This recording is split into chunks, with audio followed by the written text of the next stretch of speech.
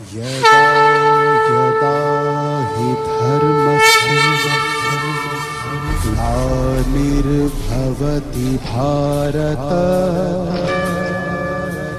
अभ्युत्थानम् अधर्मस्य तदात्मानं सृजाम्यहम्।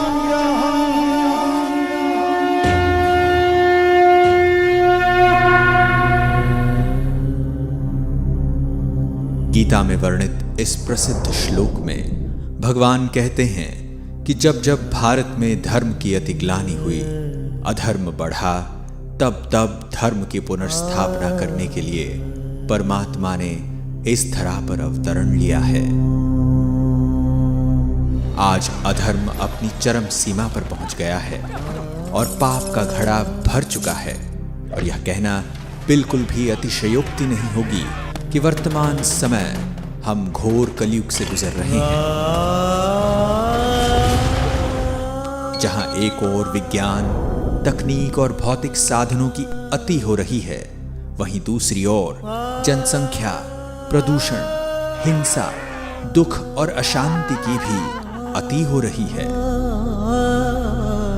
मानव में निहित मनोविकार भी अपनी चरम पर पहुंच चुके हैं। कहा भी जाता है कि अति के बाद अंत होता है। हम आज एक ऐसे ही युग परिवर्तन काल से गुजर रहे हैं जब हम एक महापरिवर्तन के साक्षी होने जा रहे हैं,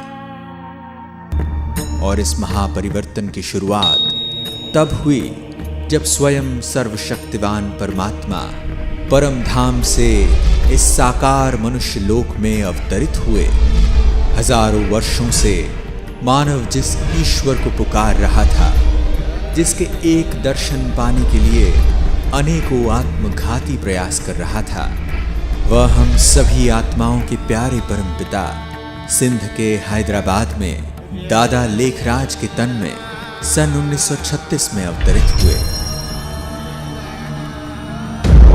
सर्वप्रथम उस त्रिकालदर्शी परमात्मा ने दादा को आने वाले महाविनाश का साक्षात्कार कराया। उन्हें प्रकृति के पांचों तत्वों का विकराल तांडव दिखाया। कहीं भूकंप, तो कहीं ज्वालामुखी, कहीं आग, तो कहीं पानी का सैलाब गांव के गांव निकल रहा है, कहीं बाढ़, तो कहीं समुद्र की उछालें ऐसी जैसे कि समूल पृथ्वी को ही काल के गर्त में समा दे।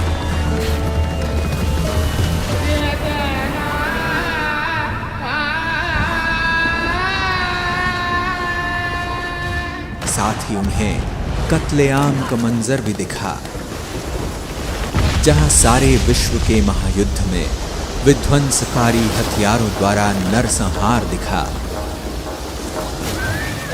तो भारत में गृह युद्ध द्वारा खून की नदियां बहती हुई दिखी। ऐसे महाप्रलयंकारी साक्षात्कार का अनुभव करके दादा को इस विनाशी दुनिया से वैराग्य आ गया। तत्पश्चात परमात्मा ने उन्हें कलयुगी सृष्टि के महाविनाश के बाद आने वाली स्वर्णिम सतयुगी सृष्टि का भी दिव्य साक्षात्कार कराया, जिसमें उन्हें एक अति मनभावन दुनिया का नजारा दिखा। एक ऐसी दुनिया जहां चारों ओर सुख, शांति और पवित्रता थी। एक ओर जहां प्रकृति अपने संपूर्ण सतोप्रधान स्वरूप में थी, वहीं सभी मानव भी सर्वगुण संपन्न देवता स्वरूप में विचरण कर रहे थे। सर्व प्राणियों में भी प्रेम और सद्भाव की भावना थी। उस दुनिया में श्री लक्ष्मी और श्री नारायण का राज्य था। उस सर्व सुख से संपन्न युग में एक राज्य, एक धर्म और एक भाषा होने के कारण हर कोई सुखी और समृद्ध था।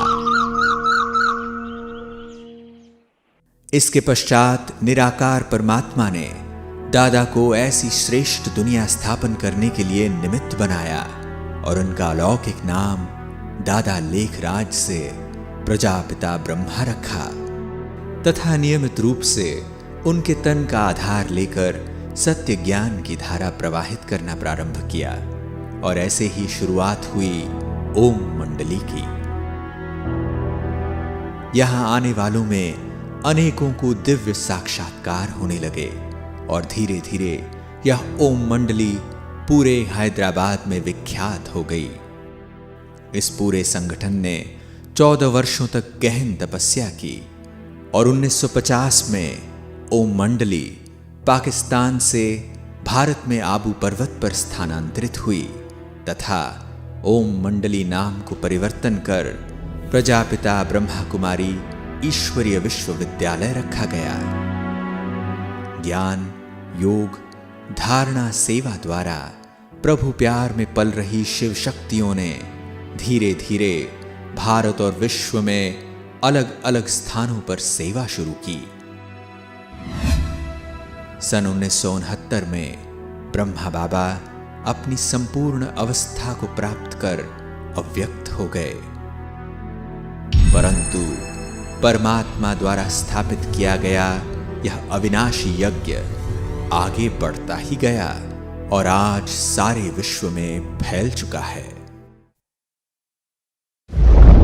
8 दशक पूर्व परमात्मा ने ब्रह्मा बाबा को भविष्य में होने वाले महापरिवर्तन के जो नजारे दिखाए थे वे आज हमें साक्षात देखने को मिल रहे हैं।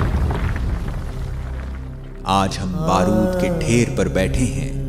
पूरी पृथ्वी को कई बार नष्ट कर दे इतने परमाणु हथियार आज हमारे पास हैं।